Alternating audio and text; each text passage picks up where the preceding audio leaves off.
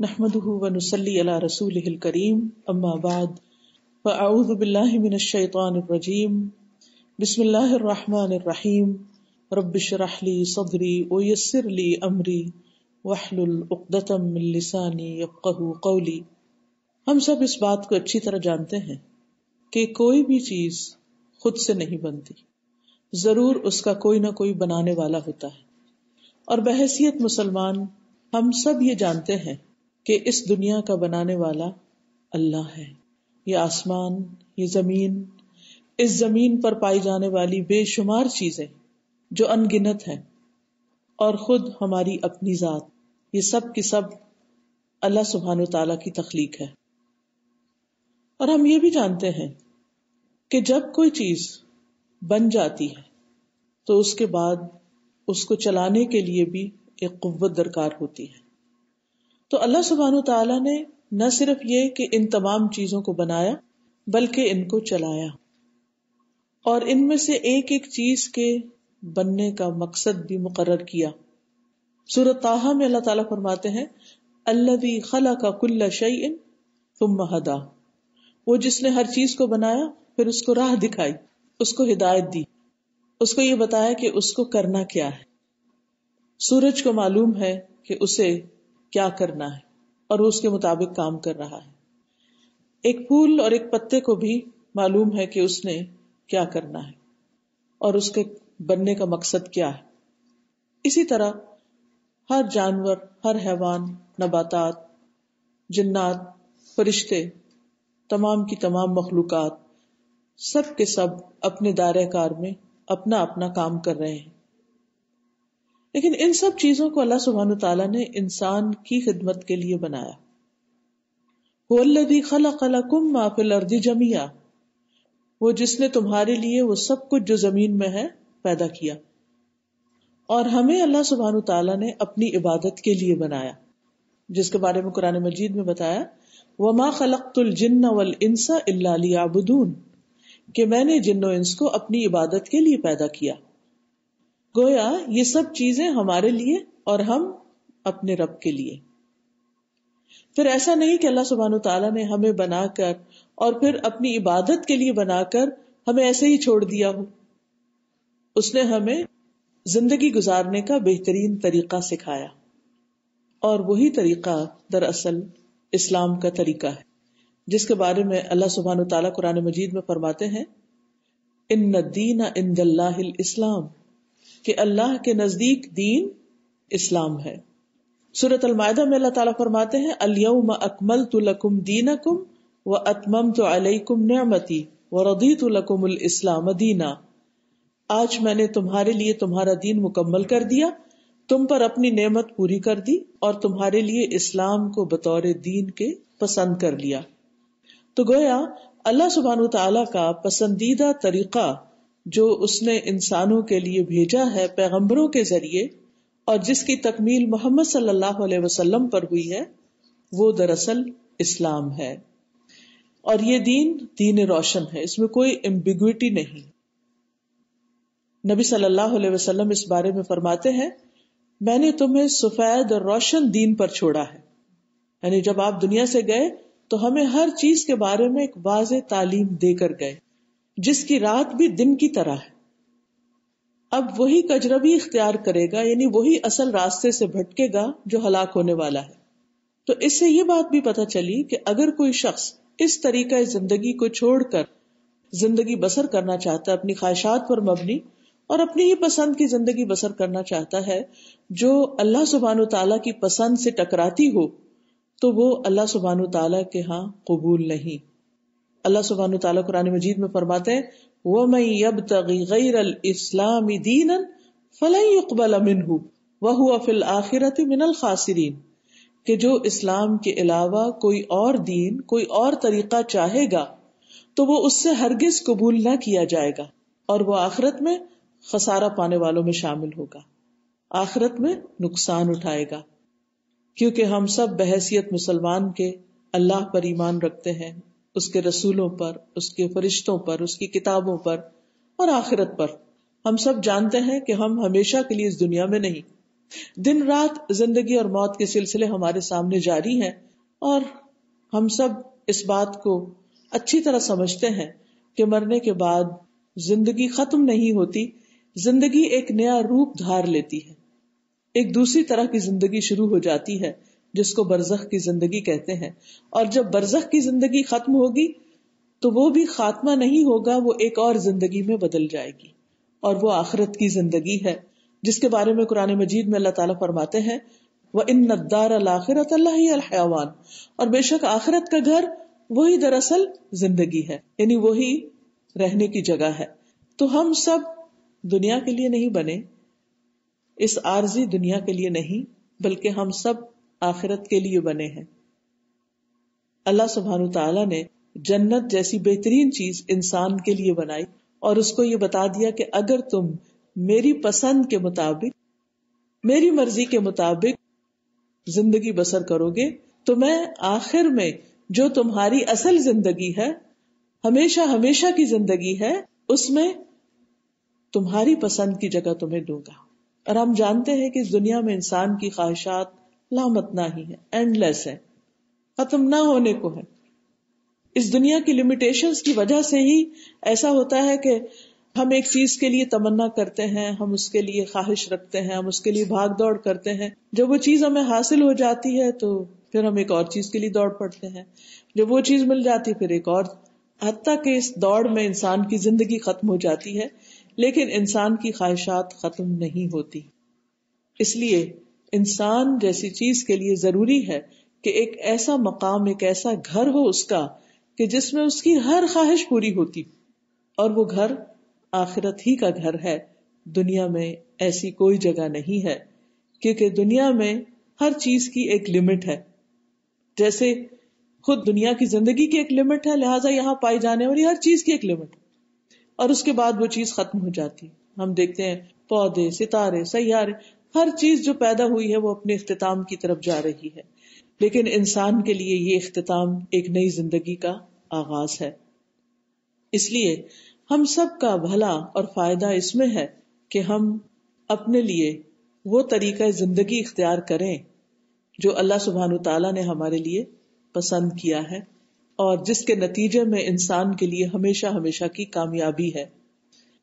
اسی لیے رسول اللہ صلی اللہ علیہ وسلم نے ہمیں ایک دعا سکھائی، اور وہ دعا بہت ہی خوبصورت ہے.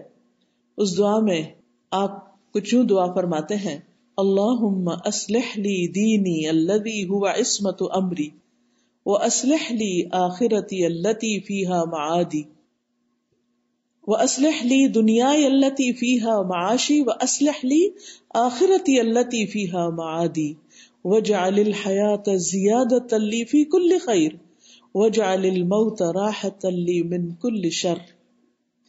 کیا ترجمہ اس دعا کا؟ اللہم اے اللہ، اصلح لی، تو اصلاح کر دے میرے لیے، درست کر دے میرے لیے، دینی، میرے دین کو، تو میرے دین کو درست کر دے. الذی ہوا عصمت امری، جو میرے معاملے یا میرے کام کی حفاظت یا بچاؤ کا ذریعہ ہے، کہ جس پر میری کامیابی کا انحصار ہے، کیونکہ دین کے بغیر کامیابی نہیں ہو سکتی. تو اللہ میرے لیے میرا دین درست کر دے.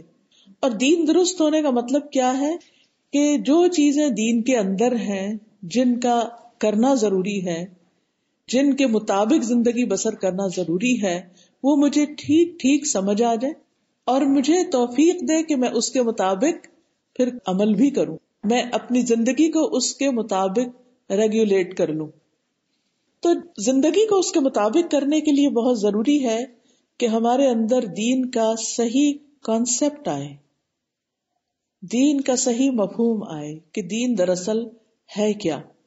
عربی زبان میں دین کا لفظ جو ہے وہ کئی معنوں میں استعمال ہوتا ہے، مثلا ملک اور سلطنت کے لیے، طریقے کے لیے، فیصلہ، قانون، اسی طرح جزا، مالک یوم الدین جس میں ہم کہتے ہیں جزا سزا کا مالک. لیکن جب ہم دین اسلام کا لفظ اسلام کے ساتھ بولتے ہیں دین کو، تو اس کا معنی ہوتا ہے وہ احکامات جو اللہ نے اپنے بندوں کے لیے مقرر کیے ہیں. اور وہ احکامات ہمیں کہاں سے ملتے ہیں؟ قرآن سے اور سنت سے، نبی صلی اللہ علیہ وسلم کی زندگی سے. تو بہت ضروری ہے کہ پھر ہم اپنے دین کی اصلاح کے لیے، اپنے دین کو درست کرنے کے لیے قرآن اور سنت کا مطالعہ کریں کہ اللہ تعالیٰ چاہتے کیا ہیں، فرماتے کیا ہیں. اس لیے کسی بھی ایک سمپل سی مثال ہے کہ کسی بھی مشین کو ورک کرنے کے لیے اس کے ساتھ اس کا مینول ہونا ضروری ہے. اور یہاں تو آپ دیکھتے ہیں کہ کینیڈا میں اگر آپ ایک یہ گلدستہ بھی خرید کے لائیں تو اس کے اندر بھی چھوٹی سی انسٹرکشنز ساتھ دی ہوئی ہوگی کہ آپ نے اس کو کس طرح رکھنا ہے تاکہ آپ اس سے فائدہ اٹھا سکیں. حتیٰ کہ یہاں تک لکھا ہوتا ہے کہ پانی کتنا دینا ہے، کتنی روشنی میں اس کو رکھنا ہے، کس ٹیمپریچر میں اس کو رکھنا ہے، تب جا کر آپ اس کے پھولوں سے لطف اندوز ہو سکتے ہیں. ورنہ یہ اپنے وقت سے پہلے ہی مر جائے گا، ختم ہو جائے گا، بیکار ہو جائے گا اور آپ کے پیسے ضائع ہو جائیں گے. اگر آپ نکال کے کارڈ کو ایک طرف رکھ دیں یا کہیں سجا دیں کہ بہت خوبصورت پرنٹنگ ہے، اس کو کہیں ڈیکوریٹ کر لینا چاہیے. نہیں، وہ ڈیکوریٹ کرنے کے لیے نہیں ہے، وہ پڑھنے کے لیے ہے اور پڑھ کر اس کے مطابق عمل کرنے کے لیے تاکہ ہم میکسیمم بینیفٹ حاصل کر سکیں. اسی طرح اللہ کا دین بھی قرآن اور سنت صرف سجانے کے لیے نہیں ہے، ڈیکوریٹ کرنے کے لیے نہیں، صرف تقدس کے لیے نہیں، صرف عقیدت کے لیے نہیں ہے کہ ہمارے دل میں ان کی عقیدت ہو کہ ہم ان کو خوبصورت انداز میں لکھ کر صرف ایک دیوار پہ لگا دیں اور ہمیں نہ پتا ہو کہ یہ کہہ کیا رہا ہے. اچھی زندگی بسر کرنے کے لیے اور زیادہ سے زیادہ اس زندگی میں، اس دنیا کی زندگی میں بہترین انسان بن کر رہنے کے لیے اور پھر برزخ کی زندگی کو خوبصورت بنانے کے لیے اور اپنی آخرت کی ہمیشہ ہمیشہ کی زندگی کو خوبصورت بنانے کے لیے ایک ہی بات ہے، اور وہ ہے اس دین کو صحیح طور پر سمجھنا، اس کو جاننا، قرآن مجید اور نبی صلی اللہ علیہ وسلم کی سیرت اور سنت کے ساتھ مضبوط تعلق قائم کرنا، اس کو اپنے روزانہ کی زندگی میں اس طرح شامل کر لینا جس طرح ہم اپنے صحت کے لیے ایکسرسائز کو، کھانے پینے کو اور باقی چیزوں کو ضروری سمجھتے ہیں. اور جہاں کہیں ہمارا گزارا کھانے اور ایکسرسائز سے نہیں ہوتا وہاں ہم مزید سپلیمنٹس، وٹامنز یا پھر کوئی دوا کی ضرورت ہو تو وہ بھی لیتے ہیں تاکہ ہم ہیلدی انسان کے طور پر اس زندگی کو انجوائے کر سکیں. تو اسی طرح اگر ہم آخرت کو انجوائے کرنا چاہتے ہیں اور ایون دنیا کو بھی سکون کے ساتھ بسر کرنا چاہتے ہیں تو ہمارے لیے لازم ہے کہ ہم ان احکامات کو جانیں جو اللہ سبحانہ تعالیٰ نے اپنے بندوں کے لیے اس دنیا میں بھیجے ہیں. تو دین کیا ہے پھر بتا دیتی ہوں، وہ احکامات جو اللہ تعالیٰ نے اپنے بندوں کے لیے مقرر کیے ہیں اور جس کے مطابق آخرت میں سب کو کامیاب یا ناکام کیا جائے گا. جس کے اعمال اس کے مطابق ہوں گے وہ کامیاب ہو جائیں گے اور جس کے اس کے اپوزٹ ہوں گے وہ ناکام ہو جائیں گے.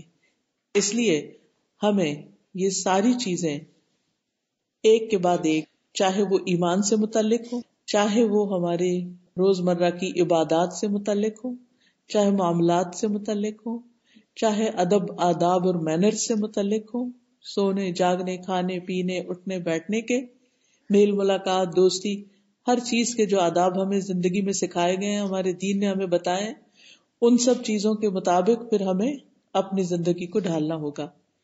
انسان کی یہ نیچر ہے کہ وہ جس ماحول میں جاتا ہے اس کی بہت سی چیزوں کو دیکھ کر وہ اڈاپٹ کر لیتا ہے. بعض اوقات اس میں کچھ چیزیں تو اچھی ہوتی ہیں لیکن کچھ چیزیں ایسی بھی ہو سکتی ہیں جو آپ کے دین سے مطابقت نہ رکھتی ہوں، اس سے ٹکراتی ہوں.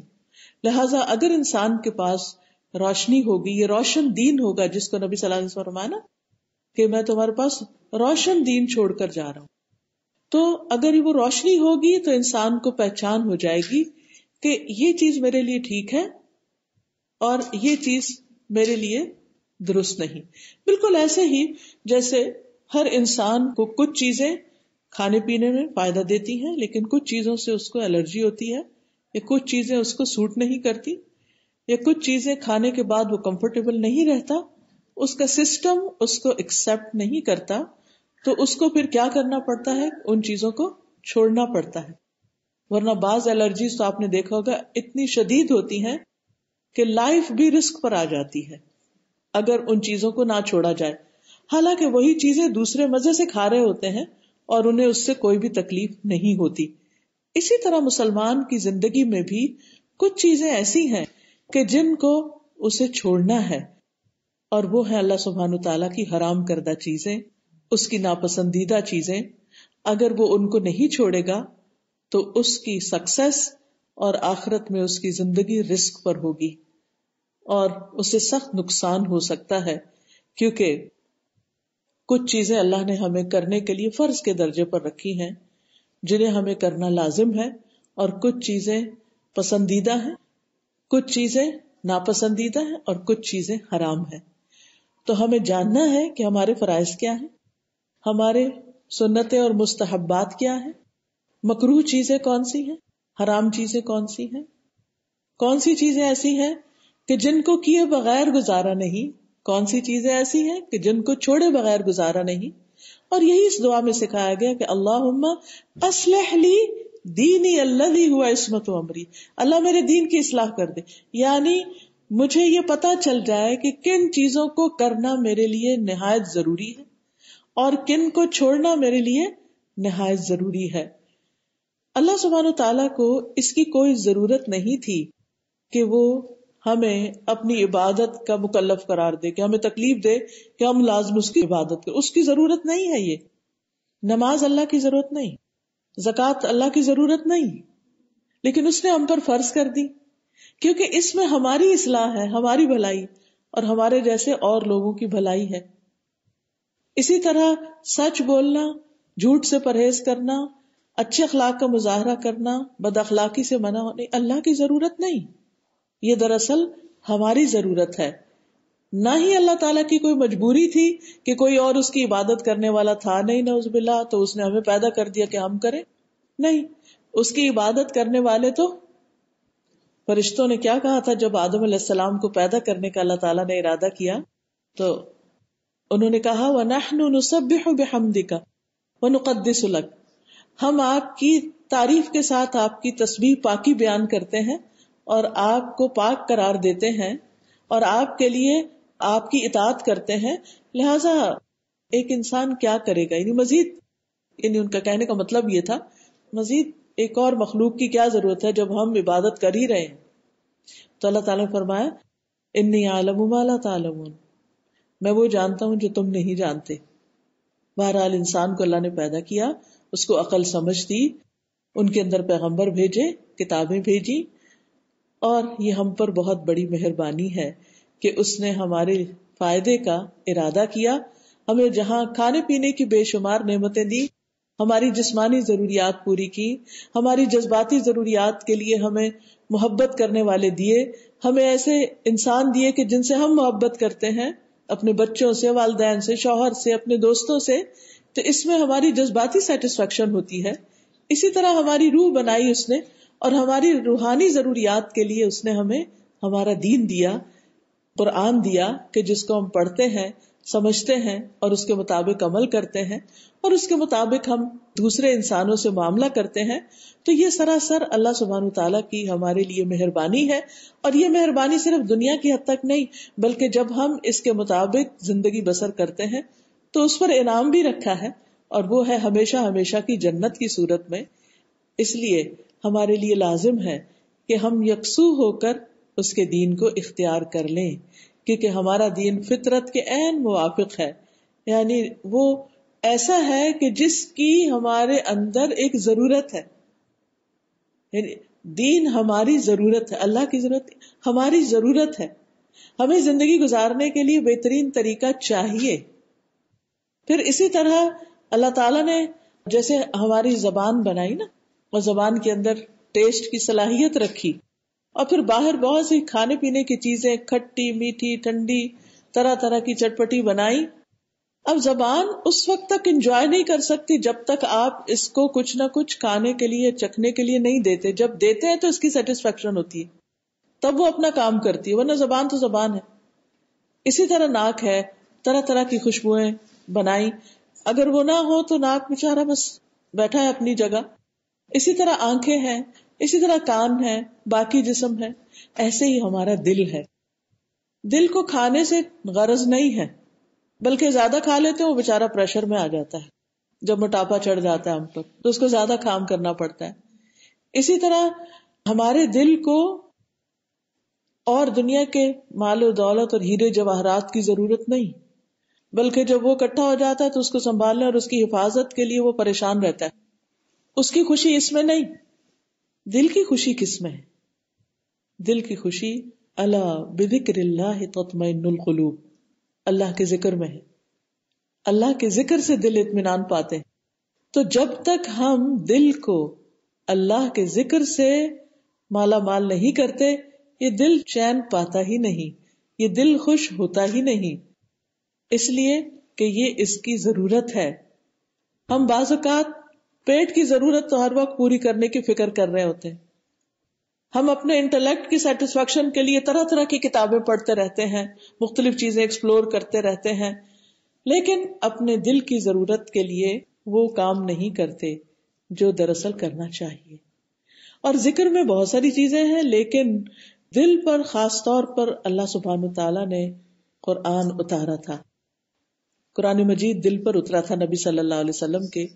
لہٰذا جب تک ہم قرآن نہیں پڑھتے، اس کی تلاوت نہیں کرتے، اس کو سمجھ کر نہیں پڑھتے، اس وقت تک ہمارے اندر کے مسائل حل نہیں ہوتے، جن کو عام طور پر ہم اپنے روحانی یا نفسیاتی مسائل کہتے ہیں، یا کبھی اس کو ذہنی پریشانی کا نام دیتے ہیں. یہ اصل میں بنیادی طور پر سب چیزیں متعلق ہیں ہمارے دل سے ہی. اس کی خوشی اس دین میں ہے. جو شخص جتنا صحیح معنوں میں آنےسٹی کے ساتھ، اخلاص کے ساتھ، سنسیئرٹی کے ساتھ اس کتاب کو لیتا ہے، وہ اتنا ہی مالا مال ہوتا چلا جاتا ہے، شفا یاب ہوتا چلا جاتا ہے. قرآن مجید خود اس بارے میں بتاتا ہے وَنُنَزِّلُ مِنَ الْقُرْآنِ مَا هُوَ شِفَاءٌ وَرَحْمَةٌ، ہم اس قرآن میں وہ اتارتے ہیں جو شفا اور رحمت ہے. دوسری جگہ پر آیا شفاء لما فی الصدور، یہ شفا ہے اس کی جو سینوں میں ہے. وہ گھٹن، وہ تنگی، وہ پریشانی، وہ غم، وہ دکھ، یہ دور نہیں ہو سکتے زندگی سے جب تک کہ دل کو قرآن کی غذا نہیں دی جاتی. انسان کا اضطراب، بے چینی اور نفس کی تنگی یہ اس وقت تک ہٹ نہیں سکتی جب تک کہ انسان دین کو سمجھتا نہیں.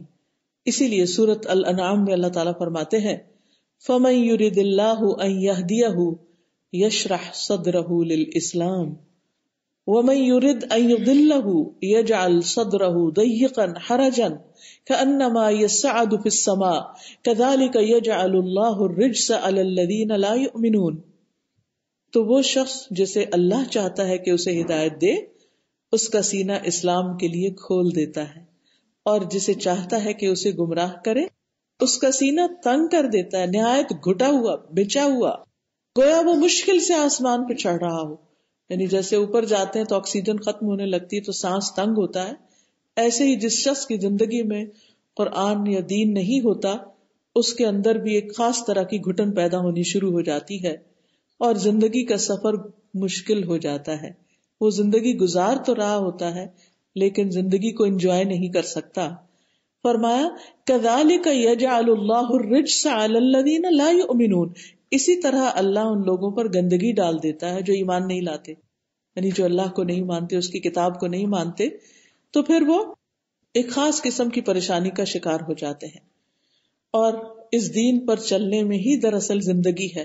اسی لیے اللہ تعالیٰ فرماتے سورۃ الانفال میں یا ایھا الذین آمنوا استجیبوا للہ وللرسول اذا دعاکم لما یحییکم، اے ایمان والو اللہ اور اس کے رسول کا حکم مانو جب رسول تمہیں کسی ایسی چیز کی طرف بلائیں جو تمہارے لیے زندگی بخشنے والی. تو گویا یہ قرآن، یہ دین ہمیں زندگی بخشتا ہے اس دنیا میں، یعنی دین ہماری زندگی کی اصلاح کرتا ہے، ہمارے حال کی اصلاح کرتا ہے، اور ہماری آخرت کی کامیابی کا بھی انحصار اسی پر ہے. وَمَن يُطِعِ اللَّهَ وَرَسُولَهُ وَيَخْشَ اللَّهَ وَيَتَّقْهِ فَأُولَٰئِكَ هُمُ الْفَائِزُونَ. اور جو شخص اللہ اور اس کے رسول کی اطاعت کرے اور اللہ سے ڈرے اور اس سے بچے تو پھر یہی لوگ کامیاب ہیں.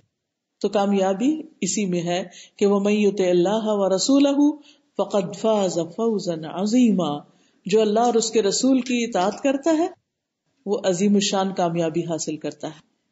اور پھر آپ یاد رکھیے کہ جب ہر انسان کو مرنا ہے، اور اگر ہم اس زندگی میں دین کی طرف نہیں آتے تو ایک دن ایسا آنے والا ہے کہ موت ہمیں یہاں سے آگے لے جائے گی، اور موت سے تو کسی کو بھی انکار ہی نہیں، موت کے بارے میں تو کسی کو شک ہی نہیں ہے۔ کوئی بھی آج تک، چاہے کوئی کتنا بھی نیک ہے، کتنا بھی ہیلدی اور صحت مند ہے، جب اس کا وقت لکھا تھا اس کو جانا ہی پڑا اور دنیا سے رخصت ہو گیا۔ دنیا سے جانے کے بعد اگلا مرحلہ قبر کا ہے۔ ہم سب جانتے ہیں کہ قبر میں یہ نہیں پوچھا جاتا یہ بتاؤ دنیا میں کتنا مال چھوڑ کر آئے ہو، کیا بینک بیلنس تھا تمہارا، کتنے بچے تھے تمہارے، کیا پڑھا انہوں نے، وہ کس مقام پہ پہنچے، تمہارا گھر کیسا تھا، تمہارا بزنس کیسا تھا، کچھ نہیں پوچھا جاتا۔ کیا پوچھا جاتا ہے؟ من ربو کا، ما دینو کا، من نبیو کا، تمہارا رب کون ہے، تمہارا دین کیا ہے، اور تمہارا نبی کون تھا۔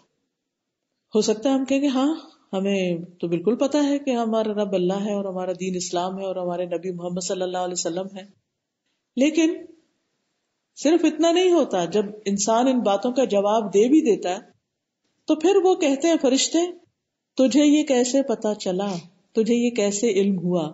وہ کہتا ہے میں نے اللہ کی کتاب پڑھی، میں اس پر ایمان لایا، میں نے اس کی تصدیق کی۔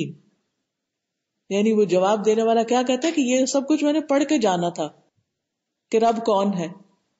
یاد رکھیے کہ قرآن کی پہلی ہی آیت رب کا تعارف ہے، الحمد للہ رب العالمین۔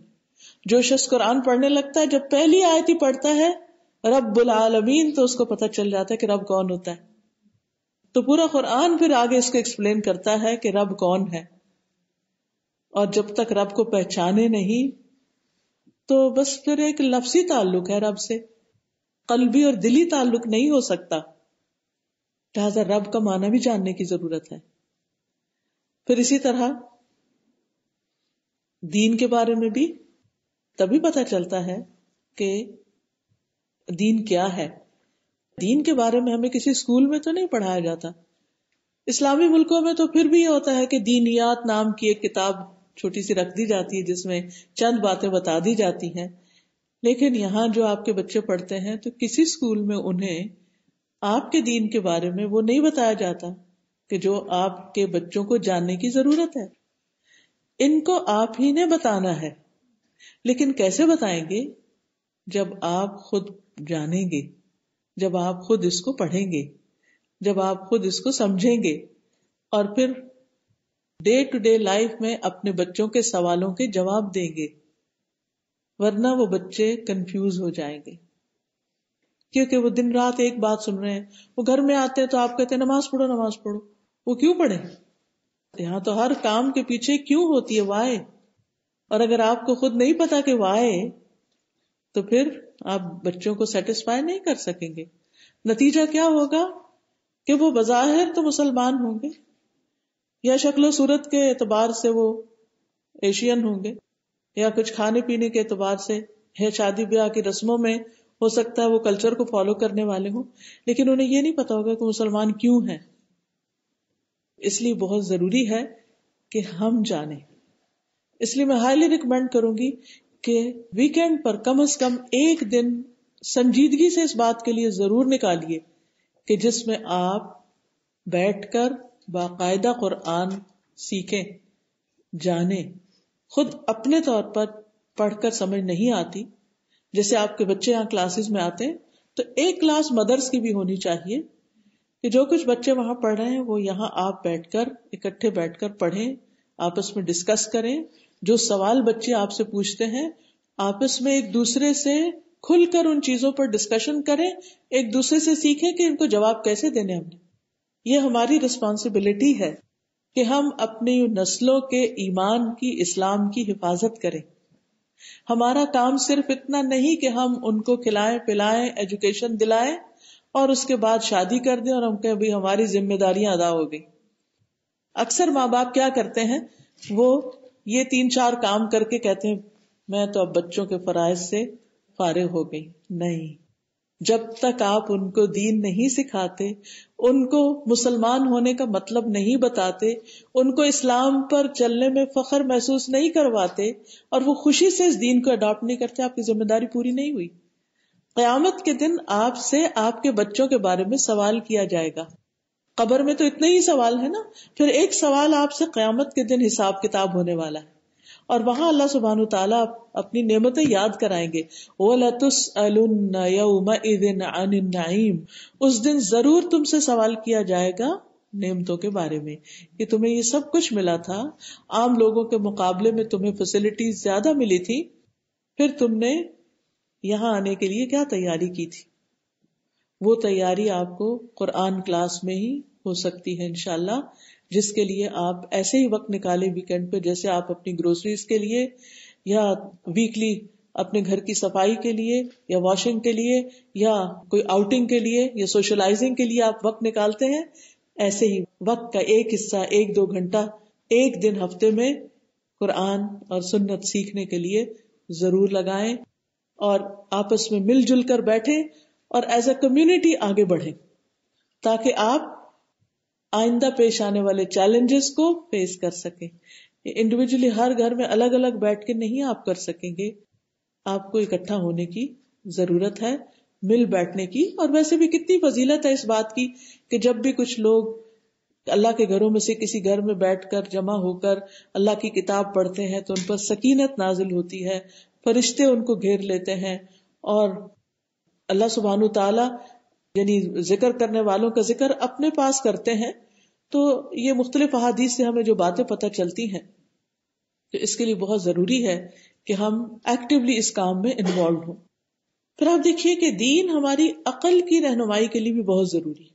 ہر انسان جو تھوڑا سا عقل و شعور رکھتا ہے، اس کے ذہن میں کچھ سوال اٹھتے ہیں، اور جن بچوں کو عقل استعمال کرنے کے طریقے سکھائے جاتے ہیں ان کے ذہنوں میں تو سوال کچھ زیادہ ہی اٹھتے ہیں. تو ہمارا دین ہماری عقل کو راہ دکھاتا ہے کہ سوچنا کیسے ہے، کیا سوچنا ہے اور کیا نہیں. اور پھر اسی طرح یہ دین اس لیے بھی سیکھنا ضروری ہے کہ اس سے ہم صرف اپنی نہیں اور لوگوں کی بھی مدد کر سکتے ہیں جن کو پیدائشی طور پر دین اسلام نہیں ملا، یعنی جو ہمارے نیبرز ہیں، جو ہمارے آس پاس رہتے ہیں اور جو دین کی روشنی سے دور ہیں، ان تک بھی اس دین کو لے جانے کی ضرورت ہے تاکہ ان کی بھی تکلیفیں دور ہو سکیں. آپ میں سے ماشاءاللہ بہت سے لوگ ڈاکٹرز ہیں، آپ جانتے ہیں کہ اس وقت دنیا میں اور خصوصاً ویسٹ میں فزیکل النسز سے زیادہ مینٹل النسز زور پکڑتی جا رہی ہیں. اور آپ دیکھیے کہ بہت سی النسز جو بظاہر فزیکل ہوتی ہے لیکن ان کا بھی تعلق انسان کی سوچ اور انسان کے ماحول اور اس کے اوپر، اس کے دل پر اور اس کے نفس پر گزرنے والے حالات کے ساتھ ہوتا ہے، جو الٹیمیٹلی ایک خاص بیماری